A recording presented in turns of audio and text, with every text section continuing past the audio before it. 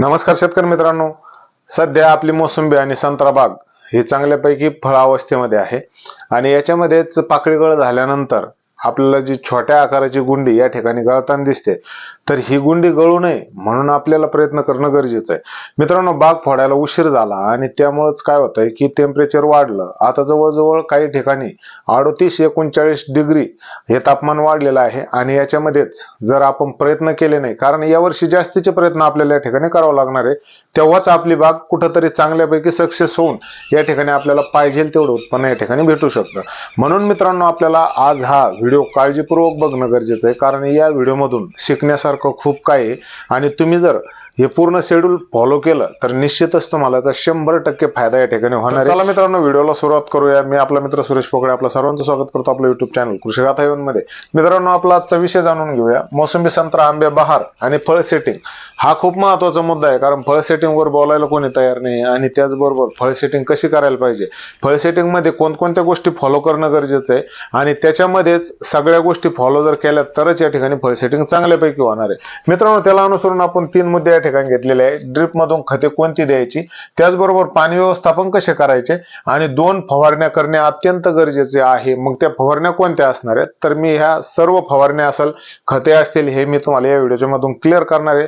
तर मित्रांनो, व्हिडिओ आवडत असतील तर व्हिडिओला लाईक करा, चॅनलला सबस्क्राईब करायला विसरू नका आणि हो, काय समस्या असेल तर कमेंट बॉक्स मध्ये नक्की मांडा. मित्रांनो, या ठिकाणी ड्रिप मधून खते कोणती द्यायची हा महत्वाचा मुद्दा आहे, कारण ड्रिप मधून आता सध्याची जी अवस्था आहे तर याच्यामध्ये आपल्याला जी फळाची साईज आहे ती झटपट वाढणं गरजेचं आहे. झटपट आकार वाढणं म्हणजेच आपली गुंडी काय होती की एक सशक्त होती आणि त्याच्यानंतर त्याचा देठाचा सुद्धा आकार वाढतो. त्याचबरोबर फळाचा आकार वाढल्यानंतर या ठिकाणी टेम्परेचर जरी जास्त वाढलं तरी सुद्धा ते फळ जमिनीवरती गळत नाही आणि त्याच्यानंतर त्याचं चांगल्या मोठ्या फळामध्ये रूपांतर होतं आणि जास्तीत जास्त फळांचं रूपांतर हे म्हणजे फळ न गळता जास्तीत जास्त फळ ही आपली चांगल्या आकाराची झाली पाहिजे आणि गळण्यापासून वाचली पाहिजे. याच्यासाठीच आपल्याला ही खताची मात्रा द्यायची, कमीत कमी होईल आणि त्याच्यानंतर आपल्याला पाहिजे तेवढा माल आपण आपल्या झाडावरती घेऊ शकतो. मित्रांनो, खत देताना एक काळजी घ्यायची, पाकळी गळ झाल्यानंतर आपली जी सुरुवातीला धामुक्याच्या आकाराची किंवा आपण म्हणू शकतो ज्वारीची असेल, बाजरीची असेल किंवा त्याच्या प्लस आकार जेव्हा आपल्या फळांचा असेल, म्हणजे पाकळी झाल्याबरोबर सुद्धा म्हणू शकतो, तर या ठिकाणी काय करायचं, आपल्याला युरियाचा वापर करायचा आहे. युरिया किती द्यायचा आहे, तर या ठिकाणी आपण जमिनीमधून युरिया देताना ड्रिप मधून जर देत असाल तर किमान आपल्याला या ठिकाणी 12 ते 13 किलो या ठिकाणी युरिया घ्यायचा आहे आणि त्याच्यानंतर आपण युरिया पाण्यापुढे शिपत असलो, म्हणजे काही मोकळं पाणी असतं, काहींचं ड्रिप नसतं, तर मोकळ्या पाण्यामध्ये जर फेकत असलो तर या ठिकाणी आपल्याला काय करायचंय, 50 किलो युरिया या ठिकाणी आपल्याला याच्या समोर द्यायचा आहे, म्हणजे पाण्यासमोर फेकायचं. मित्रांनो, या दोन्ही मधलं अंतर तुम्ही म्हणताल की ड्रिप मधून दिल्यानंतर 12 ते 13 किलो आणि फेकून दिला किंवा शिपून दिला तर 50 किलो, याचं कुठंतरी ताळमेळ बसत नाही. मित्रांनो, या ठिकाणी हा जो युरिया काम करतो म्हणजे ड्रिप मधून दिलेला युरिया, तर हा काम करत असतो जवळजवळ 90 ते 95% या ठिकाणी 95% पर्यंत या ठिकाणी काम करतो. कोणता, जे ड्रिप मधून आपण युरिया देतो तर त्याचं सुरुवातीला आपण एका बॅरल मध्ये काढून घेतो आणि त्याच्यानंतर जसा ड्रिप मधून सोडतो तर त्याच्यानंतर तो थेट मुळाशी जातो आणि ते पूर्ण पाणी मुळापर्यंत गेल्यामुळं या ठिकाणी मुळं त्याला लगेच उचलतात, म्हणजे लिक्विड स्वरूपामध्ये ज्या वेळेस आपण कोणतंही खत देतो तर त्याच्यानंतरच हे मुळा घेत असतात, म्हणजे डायरेक्ट मुळाच्या संपर्कात या ठिकाणी जो युरिया जातो तर तो 100% म्हणजे जवळजवळ 90 ते 95% काम करतो. आणि जो आपण हा शिपून दिलेला युरिया असतो, म्हणजे आपण याला फेकून दिलेला म्हणू शकतो, जो आपण जमिनीमध्ये फेकून देतो तो युरिया फक्त आपल्याला 50 किलो घ्यायचा आणि हा काम किती करतो, तर या ठिकाणी 60 ते 65% एवढंच कार्य करतो. याच्या पाठीमागचं कारण आहे की याला खूप मोठी म्हणजे समस्या आहे किंवा अडथळा कसा येतो, तर मित्रांनो, हा जो युरिया आहे आपण जेव्हा जमिनीवरती फेकतो तर त्याच्यामध्ये तण असतं, तण काही खाऊन घेतं, त्याच्यानंतर हा जसाच ओलीच्या संपर्कात येईल त्याच्यानंतर याचं काही बाष्पीभवन सुद्धा होत असतं, काही ठिकाणी पाणी नाही गेलं तर या ठिकाणी तो सुद्धा वाया जात असतो. म्हणून हा काम किती करतो, 60 ते 65%, आणि हा पूर्ण याचं लिक्विड स्वरूपामध्ये झाल्यामुळे ड्रिपच्या माध्यमातून आपण जेव्हा देतो मुळांभोवती जातो आणि मुळं त्याला लगेच येतात, म्हणजे 90 ते 95% कार्य या युरियाचं फिक्स असतं. म्हणून आपल्याला काय करायचंय, 12 ते 13 किलो द्यायचा आहे. तुम्ही याची मात्रा दोन टप्प्यामध्ये विभागून देऊ शकता. म्हणजे 12 किलो आज दिलं, त्याच्यानंतर एक 7-8 दिवस मध्ये गेल्याच्या नंतर पुन्हा एकदा आपण या ठिकाणी काय करू शकतो की एक 12-13 किलो परत युरिया सोडू शकतो प्रति एकर साठी. हे प्रमाण मी तुम्हाला सांगतो, ही गोष्ट लक्षात घ्या. आता याच्यानंतर हा झाला पहिला मुद्दा. त्याच्यानंतर आपल्याला काय करायचंय, आपण युरिया तर दिलाय, त्याच्यानंतर आपल्याला अजून गुंडीची साईज चांगली पाहिजे. म्हणजे याला काय लागेल आपल्याला, आता पोटॅशियमची सुद्धा मात्रा या ठिकाणी लागणार आहे. मग ती कोणत्या माध्यमातून द्यायची, तर आपल्याला द्यायचंय 13-0-45. 13-0-45 ना काय होईल, याच्यामध्ये आलं नत्र आणि याच्यामध्ये प्लस आलं पोटॅश. पोटॅशच्या माध्यमातून 13% नत्र आणि 45% पालाश या दोन्हीच्या माध्यमातून काय होते, तर गुंडीचा आकार हा झटपट मोठा होण्यासाठी मदत होतं. आणि त्याच्यानंतर याच्यामध्ये आपली जर गुंडीगळ जास्तच होत असेल तर सुरुवातीच्या अवस्थेमध्ये आपण या ठिकाणी बोरॉनचा सुद्धा वापर या ठिकाणी करू शकतो. बोरॉन दिल्यानं आपला फायदा असा होतो की जी गुंडी गळ होत असते तर ती गुंडी कमीत कमी गळण्यासाठी या ठिकाणी बोरॉन मदत करते. मित्रांनो, या अवस्थेमध्ये सगळ्यात महत्वाचा मुद्दा सांगायचा जर झाला तर आपण किती खतं दिली, किती स्प्रे काढले, तरी सुद्धा नैसर्गिकरित्या जी फळगळ होणार आहे ती तर होणारच आहे.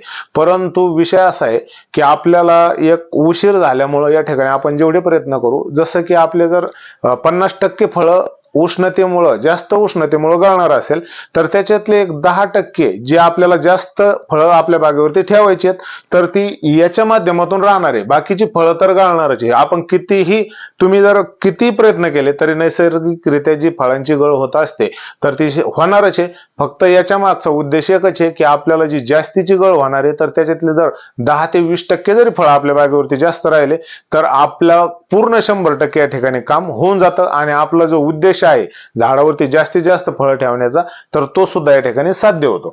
तर मित्रांनो, बोरॉनची सुद्धा मात्रा आपण देऊ शकतो. मग बोरॉन किती द्यायचंय, 750 ग्रॅम ते 1 किलो पर्यंत आपण या ठिकाणी बोरॉन देऊ शकतो. बोरॉन या ठिकाणी दिल्यानं गुंडीगळ कमीत कमी होत असते. त्याच्यानंतर 13-0-45 चा सुद्धा वापर करायचा आहे. 13-0-45 घेताना आपल्याला काय करायचं, या ठिकाणी प्रति एकर साठी 4 ते 5 किलो या ठिकाणी 13-0-45 घ्यायचंय. आता हे झालं आपण ड्रिप मधून सोडण्याची क्रिया, म्हणजे आतापर्यंत जे काम करायचं ते. याच्यानंतर पुढच्या आठवड्यामध्ये म्हणा किंवा पुढच्या महिन्यामध्ये फळांचा आकार वाढल्याच्या नंतर काय काय द्यायचं हे मी तुम्हाला सांगणारच आहे. परंतु आजच्या पुरतं आपण ड्रिप मधून काय द्यायचंय तर एवढंच मी तुम्हाला या ठिकाणी सांगून देतो. मित्रांनो, त्याच्यानंतर पाणी व्यवस्थापन हा मुद्दा खूप महत्वाचा आहे. पाणी देताना काय करायचंय की या उष्णतेमध्ये जर थोडीशी जरी बाग तानावर सुटली तर आपलं भरपूर प्रमाणात नुकसान या ठिकाणी होऊ शकतं. तुम्ही म्हणताल कसं, तर मित्रांनो, ज्यावेळेस फळांचा आकार छोटा असतो आणि झाडांना पाण्याची गरज असते, ज्यावेळेस आपल्या झाडांचे जे पर्ण छिद्र हे ओपन असतात आणि त्याच्यामधून पाण्याचं बाष्पीभवन, जास्तीत जास्त उत्सर्जन पाण्याचं हे पानाद्वारे होत असतं आणि त्याच्यानंतर ते बाष्पीभवन पाण्याचं जास्त होताना या ठिकाणी जर जमिनीमध्ये पाणी नसेल तर झाड टोमॅटो बंद करून घेतं आणि त्याच्यानंतर झाडाची गरज, पाण्याची पूर्तता या ठिकाणी न झाल्यानं, झाडाची गरज न भागल्यानं आपल्या झाडावरची जी फळं असतात तर ती कमी पाण्यामुळे म्हणा किंवा झाडाला त्यांना पुरवठा पाहिजे तेवढा पाण्याचा होत नाही, झाडांचा आकार फळांचा आकार हा थोडासा कमी राहतो आणि त्याच्यानंतर ऑटोमॅटिकली फळगळ या ठिकाणी व्हायला सुरुवात होते. त्याच्यामुळे आपल्याला काय करायचं की जास्त टेम्परेचर असल्या कारणानं या ठिकाणी सतत तर पाणी द्यायचं नाही, परंतु वापसा परिस्थितीमध्ये पाणी हे 100% आपल्या बागेला गेलंच पाहिजे. अति ताण या ठिकाणी झाला नाही पाहिजे. रोज पाणी द्या असं मी तुम्हाला म्हणत नाही, परंतु वापसा परिस्थिती बघून आपल्या झाडाला पाण्याची गरज किती आहे हा उद्देश लक्षात घेऊन ओपन पाण्याचा सुद्धा वापर करा. त्याच्यानंतर ड्रिपच्या पाण्याचा सुद्धा वापर करा, म्हणजे समतोल पाणी ठेवा. एक पाणी ओपन दिलं, त्याच्यानंतर 2 पाणी ड्रिप न दिले, परत 1 पाणी ओपन दिलं, असं जर आपण ह्या उन्हाळ्यामध्ये करत गेलो तर निश्चितच आहे की आपल्या बागेवरची सेटिंग ही जास्तीत जास्त होईल. जमिनीमध्ये थंडावा हा व्यवस्थित राहील आणि त्याच्यानंतर आपली फळ सेटिंग ही जास्तीत जास्त होईल. तर मित्रांनो, पाणी व्यवस्थापन ड्रिप आणि त्याचबरोबर ओपन या दोन्ही माध्यमातून आपल्याला करायचं आहे. ड्रिप प्लस ओपन पाणी किंवा फ्लड पाणी आपण ज्याला म्हणतो, तर या दोन्ही हिशोबाने पाणी व्यवस्थापन करायचंय. मित्रांनो, 2 फवारण्या अत्यंत महत्वाच्या आहेत. 2 फवारण्या मग त्या कोणत्या करायच्या आणि त्या कोणत्या गेल्या पाहिजे याला सुद्धा खूप महत्व आहे. एक तर आहे थ्रिप्ससाठी आपली फवारणी जाणं गरजेचं आहे.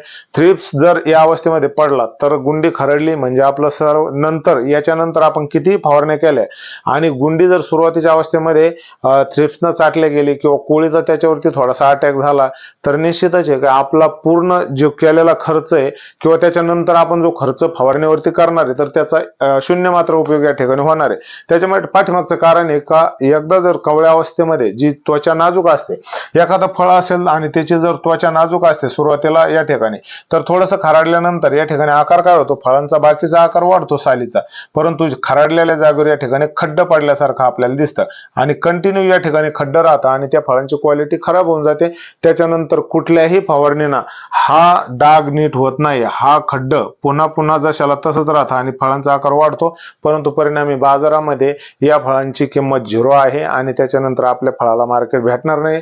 त्यामुळे आपल्याला काय करायचं की थ्रिप्स नियंत्रण या ठिकाणी करणं अत्यंत गरजेचं आहे. बागेवरती लक्ष द्या. पिवळा थ्रिप्स तुम्हाला जर आढळत असेल किंवा कोळीचा अटॅक वाटत असेल तर निश्चितच त्याच्यामध्ये त्या क्वालिटीचं कीटकनाशक घेणं गरजेचं आहे. मग मित्रांनो, कोणताही घेऊ शकता तुम्ही. या ठिकाणी स्पायरोटेट्रामेंट प्लस इमिडाक्लोप्रिड घेऊ शकता, स्पायरोटेट्रामेंट घेऊ शकता, त्याच्यानंतर नुसतं लॅम्बडा सायलोथ्रिन घेऊ शकता, त्याच्यानंतर तुम्ही अजून थायमोक्झमचा सुद्धा वापर या ठिकाणी करू शकता. परंतु मित्रांनो, याच्यावरती बेस्ट प्रोडक्ट जर सांगायचं झालं तर या ठिकाणी जसं की तुमच्या अनुभवानुसार घेऊ शकता. मी जेवढे नाव सांगितले त्या हिशोबाने पण घेऊ शकता आणि ते जर प्रोडक्ट तुम्ही उचललं आणि आपल्या बागेवरती जर मारलं किंवा बायोमध्ये जे प्रोडक्ट येतात की काही 707 सारखे असतील, त्याच्यानंतर कव्हर सारखे असतील, त्याच्यानंतर बायो 303 सारखा असेल, सिमोडिस सारखा असेल, त्याच्यानंतर मोमेंटो उडी सारखा असेल, मोमेंटो एनर्जी असेल, तर हे सर्व जे प्रोडक्ट आहे याच्यापैकी कुठलंही प्रोडक्ट तुम्ही जर घेऊन बागेमध्ये मारलं किंवा धानुकाचं या ठिकाणी आतंक असेल किंवा FMCचं मार्शल असेल तर याच्यापैकी कोणतंही प्रोडक्ट घ्या आणि व्यवस्थितरित्या याचा स्प्रे आपल्या बागेमध्ये जाणं गरजेचं आहे आणि त्याच्यानंतर थ्रिप्स नियंत्रण व्यवस्थित झाल्यानंतरच आपली बाग या ठिकाणी चांगली राहणार आहे आणि कोळीचा सुद्धा उपद्रव बागेमध्ये नाही झाला पाहिजे याची सुद्धा काळजी घ्यायची. व्यवस्थितरित्या सांगणार आहे या ठिकाणी. तर फवारणीचा मुद्दा असा आहे की दुसरी जी फवारणी आहे ती म्हणजे प्लॅनोफिक्सचा वापर आपल्याला या ठिकाणी करायचा आहे. प्लॅनोफिक्स घ्यायचंय या गुंडी सेटिंग अवस्थेमध्ये. त्याच्यामध्येच काय करायचं, आपल्याला आपल्या घरचा युरिया असतो किंवा नॅनो युरिया आपण आपल्याला बाजारामध्ये भेटतो, तर या दोन्हीपैकी कोणताही जरी युरिया घेतला तरी सुद्धा या ठिकाणी काय करायचंय, युरियाचा वापर आपण जर आपल्या घरी जो बॅगमध्ये युरिया येतो तर त्याचा सुद्धा वापर आपण करू शकतो आणि त्याचा वापर करताना युरियाचा या ठिकाणी 200 लिटर पाण्यासाठी किमान आपल्याला 1.5 किलो पर्यंत युरिया आपण वापरू शकतो. 1.5 kg म्हणजे 1.5 किलो पर्यंत आपण युरिया वापरू शकतो. त्याच्यानंतर प्लॅनोफिक्सचा वापर करताना मात्र एकदम काळजीपूर्वक करा. प्रोडक्ट महाग नाहीये, परंतु त्याचे परिणाम चांगलेही होऊ शकतात आणि वाईटही होऊ शकतात. त्यामुळे आपल्याला काय करायचं, या ठिकाणी प्लॅनोफिक्स वापरताना अत्यंत काळजीपूर्वक वापरायचे, कारण प्लॅनोफिक्स जर मापात पडलं तर या ठिकाणी गळ चांगल्यापैकी रोखल्या जाते आणि जर प्लॅनोफिक्सचा जास्त वापर जर करण्यात आला तर आहे ती फळं सुद्धा बागेवरची गळून पडू शकतात. याच्यामुळे हे हार्मोन्स वापरताना किंवा हे PGR वापरताना याचा काळजीपूर्वकच वापर होणं अत्यंत गरजेचं आहे. तर त्याच्यासाठी 200 लिटर पाण्यासाठी या ठिकाणी फक्त 60 ml किंवा त्यापेक्षाही कमी आपण याचा वापर करू शकतो. आता मित्रांनो, हे झालं. याच्यामध्ये तिसरा घटक कोणता ऍड करायचा आहे आपल्याला, तर तो घटक आहे तो म्हणजे बोरॉन. बोरॉन या ठिकाणी 1 ग्रॅम प्रति लिटर पाण्यासाठी म्हणजे 200 लिटर पाण्यासाठी आपल्याला काय करायचं, या ठिकाणी 200 ते 300 ग्रॅम पर्यंत आपण बोरॉन वापरू शकतो. 300 ग्रॅम बोरॉन घ्यायचंय आणि ही फवारणी एक आपल्या बागेवरती या अवस्थेमध्ये जाऊन द्यायची. त्याच्यानंतर दुसरी जी फवारणी जाऊन द्यायची ती फवारणी असणार आहे या ठिकाणी आपल्याला एक कीटकनाशक मी तुम्हाला सांगितल्याप्रमाणे स्पायरोटेट्रामेंट प्लस इमिडाक्लोप्रिड घेऊ शकता किंवा बायोमध्ये पण घेऊ शकता, जे पण कोळीनाशक आणि थ्रिप्सला कव्हर करणारं असं आपल्याला कीटकनाशक या ठिकाणी वापरायचंय. त्याच्यानंतर याच्यामध्ये एक बुरशीनाशक ऍड करायचंय, जेणेकरून बागेमध्ये आलेली थोडीफार प्रमाणात जी बुरशी असते तर ती सुद्धा नियंत्रित झाली पाहिजे. त्याच्यानंतर फळ सेटिंगसाठी कॅल्शियम बोरॉनचं सुद्धा लिक्विड फॉर्म्युलेशन मध्ये जे कॉम्बिनेशन भेटतं, जसं की BMG नावानं असेल, CBZ नावानं असेल, तर यांचं जे कॉम्बिनेशन येतं तर ते कॉम्बिनेशन सुद्धा आपल्याला याच्यामध्ये टाकायचंय आणि त्याच्यानंतर स्टिकर घेऊन याचा स्प्रे व्यवस्थित आपल्या बागेमध्ये काढायचा आहे. म्हणजे आपल्या या 2 फवारण्या 15 दिवसाच्या अंतरानं जर आपण केल्या तर निश्चितच आपल्याला याचे चांगले रिझल्ट भेटून आपल्या बागेमध्ये आपल्याला पाहिजे तेवढी गुंडी आपण या ठिकाणी टिकू शकतो. सारांश एकच आहे की आपण अतिरिक्त होणारी फळगळ ही याच्यापासून रोखू शकतो, परंतु नैसर्गिकरित्या होणारी फळगळ ही आपण कितीही प्रयत्न केले तरी रोखू शकत नाही. किंवा झाडावरती जेवढे फुलं आले किंवा जेवढे फळं सध्या दिसत आहेत तेवढे जर झाडावरती टिकले किंवा झाडाने तेवढे सुद्धा स्वतःवरती थांबवून ठेवले तर या ठिकाणी त्यांचं पोषण होणार नाही, झाड सुद्धा टिकणार नाही. त्याच्यासाठी नैसर्गिक फळगळ होते. तुम्हाला आता जरी फळं थोडी दिसत असली तरी लिंबाच्या साईजची फळं किंवा त्यापेक्षा अधिक आकाराची फळं झाल्यानंतर आपल्याला आपल्या बागेवरती भरपूर प्रमाणात माल या ठिकाणी दिसणार आहे. त्यासाठी काळजी करायची नाहीये, फक्त आपण कर्तव्य किंवा आपली जी कामं आहेत ती व्यवस्थित करत राहायची, म्हणजे आपल्या बागेवर आपल्याला पाहिजे तेवढी फळं तरी या ठिकाणी टिकली पाहिजे. मित्रांनो, व्हिडिओ आवडत असतील तर व्हिडिओला लाईक करा, चॅनलला सबस्क्राईब करा. काही समस्या असेल तर कमेंट बॉक्समध्ये नक्की मांडा. धन्यवाद.